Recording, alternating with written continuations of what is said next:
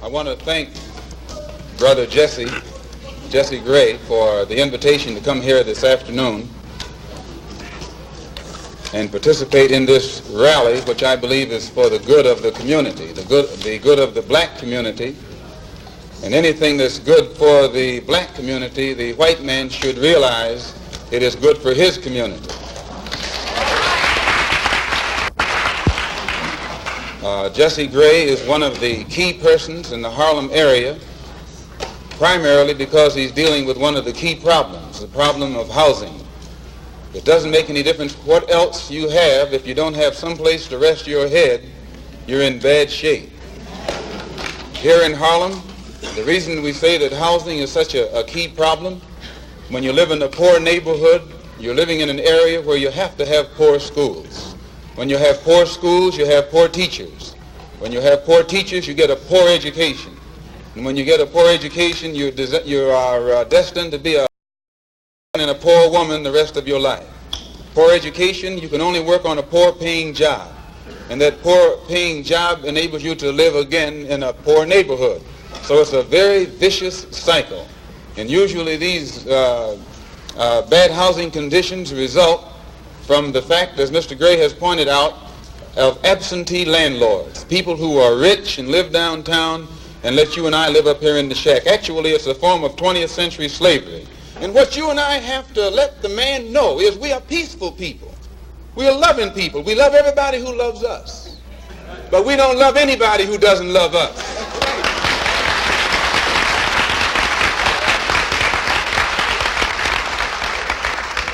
We're nonviolent with people who are nonviolent with us. But we are not nonviolent with anyone who is violent with us.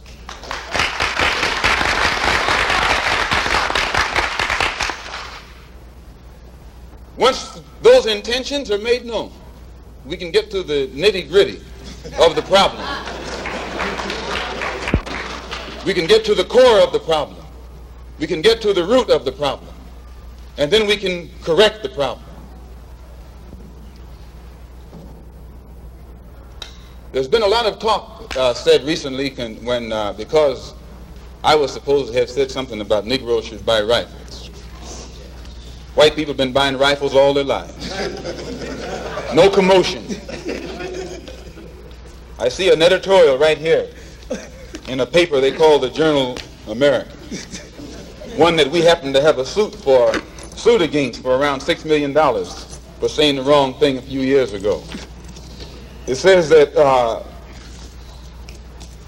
we're supposed to be organizing some kind of Negroes to arm themselves with rifles and shotguns for self-defense.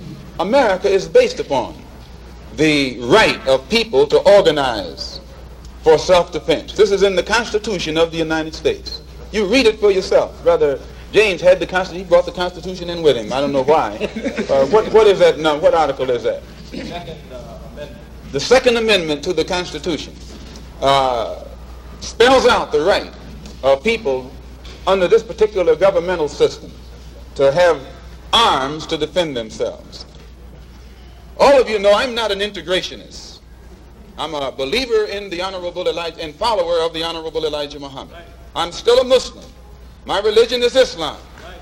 I run into some obstacles in the Nation of Islam, and I feel that I can best serve the Honorable Elijah Muhammad's purpose and program and carry into existence what I feel, I understand, concerning his objectives better on the outside than I can on the inside. And now that I have the independence of action, it's my intention to work with everybody or against everybody, whatever the case may be, to try and get some kind of immediate solution to the problems that are confronting our people. I still believe the best thing for us to do is go back home to Africa. But while we're getting ready to go back, we've got to eat now, we've got to sleep now, we have to have some clothes now, our children have to go to school, and we need some place to work. So whatever kind of action program can be devised to get us the things that are ours by right, then I'm for that kind of action no matter what the action is. I don't think when a man is being criminally treated that some criminal has the right to tell that man what tactics to use to get the criminal off his back. When a criminal starts misusing me, I am going to use whatever necessary to get that criminal off my back. And the injustice that has been inflicted upon Negroes in this country by Uncle Sam is criminal. Don't blame a cracker in Georgia for your injustices. The government is responsible for the injustices. The government can bring these injustices to halt.